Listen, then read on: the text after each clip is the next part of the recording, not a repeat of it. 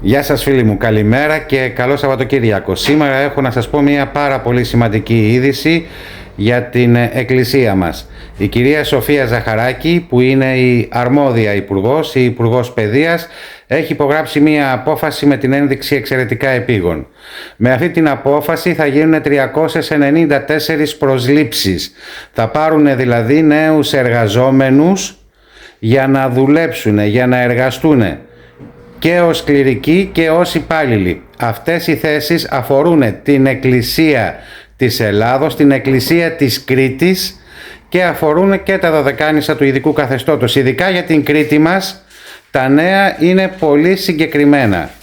Θα προσληφθούν 33 άτομα σε διάφορες πόλεις και χωριά και από αυτούς οι 26 θα είναι εφημέροι, δηλαδή θα είναι παπάδες για τις ενορίες μας. Επίσης θα προσληφθούν 5 διάκονοι, ένας ιεροκήρυκας και θα προσληφθεί και ένας υπάλληλος για τα γραφεία, αυτό στη Μητρόπολη Πέτρας. Θα τα δείτε όλα αναλυτικά. Στις φωτογραφίες που σας έχω ανεβάσει μπορείτε να δείτε και το επίσημο χαρτί, το έγγραφο.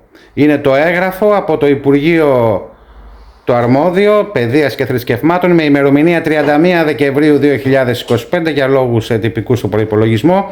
Έχει πάνω τον αριθμό πρωτοκόλλου 173-36 κάθετος Θ1 και προσέξτε κάτι πάρα πολύ σημαντικό, εξαιρετικά σημαντικό, που διάβασα στο χαρτί πάνω δεξιά, λέει πως είναι εξαιρετικά επίγον.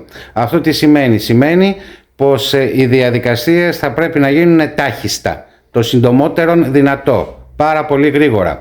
Σας έχω λοιπόν, για να δείτε την προκήρυξη, κάτω από τα σχόλια το σύνδεσμο, να μπείτε σε μία από τις σελίδες του προφίλ μου στο Facebook, όπου εκεί δημοσιεύω αποκλειστικά θρησκευτικό περιεχόμενο της Ορθοδοξίας.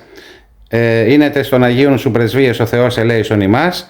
Μπορείτε να μπείτε εκεί για να δείτε όλη την προκήρυξη. Κάντε και μία εγγραφή στην σελίδα του ομίλου, είναι να το πω έτσι.